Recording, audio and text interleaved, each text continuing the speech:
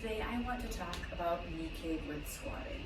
So a lot of the times knee caving with squatting gets a bad rap. And what I mean by knee cave is that when we squat, our knees are kind of inside our toes, and really we want them to be tracking right over our toes. So a lot of people say always keep your knees out wide over your toes. Any kind of knees inside toes angle is bad for you.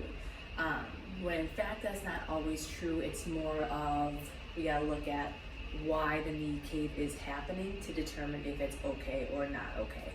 So when knee cave is acceptable and I let it be is when it is coming from the adductor loop. So the inside of your thighs, your adductor muscles are responsible for 50% of the hip extension out of the bottom of a squat. So what I mean by that is when you get your hips below parallel in a squat, your adductor muscles are doing 50% of the work to get you out from here to here. Okay, so what that will look like when your knees go inside your toes because of it, your adductor group, is when you go all the way down, and to get out of the hole, there's a little bit of that knee drive in, which is then corrected as soon as you get out of the hole. So we call this the adductor whip.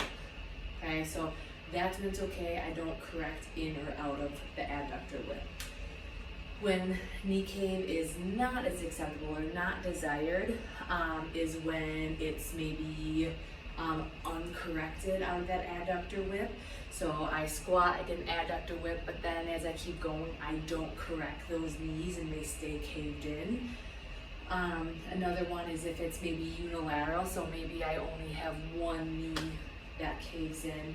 That might be a glute control issue or a hip range of motion issue, but again, one-sided can cause unwanted strain through the knee or even like a shift to the opposite side.